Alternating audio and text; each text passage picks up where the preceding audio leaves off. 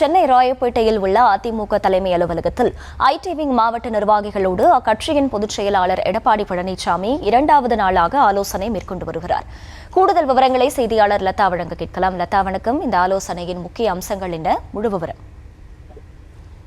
வணக்கம்.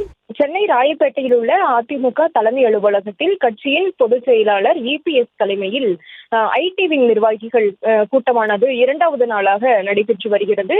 நேற்றைய தினம் காலையில் 19 மாவட்ட நிர்வாகிகளுடனும் மாலை 20 மாவட்ட நிர்வாகிகளுடனும் ஆலோசனைகள் நடைபெற்ற நிலையில் இன்று காலை 17 மாவட்ட நிர்வாகிகளோடு ஆலோசனை கூட்டம் நடைபெற்று வருகிறது.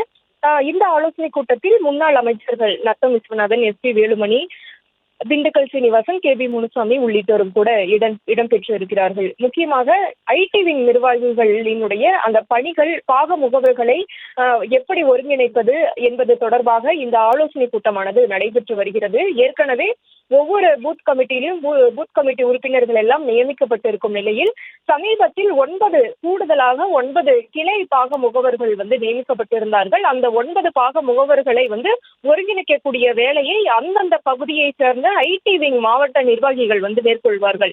எனவே அந்த பாக முகவர்களை எப்படி ஒருங்கிணைப்பது, அவர்களிடம் எப்படி அந்த பணிகளை எல்லாம் அதிமுகவினுடைய வியூகங்களை ஒவ்வொரு வீடாக கொண்டு செல்வது உள்ளிட்ட பல்வேறு விஷயங்கள், அதே போல அவர்களினுடைய பாக முகவர்களினுடைய வழக்கமான தேர்தல் பணிகள், உதாரணத்திற்கு ஒவ்வொரு வீடாக சென்று அங்கே வாக்காளர்களினுடைய எண்ணிக்கை என்ன, அதில் அதிமுக வாக்காளர்களினுடைய எண்ணிக்கை என்ன, இப்படியான தேர்தல் விஷயங்கள், அதே போல அதிமுகவினுடைய வியூகங்களை வீடுதோறும் கொண்டு செல்வது, இப்படியான பணிகளை பாக முகவர்கள் மேற்கொள்ள இருக்கிறார்கள்.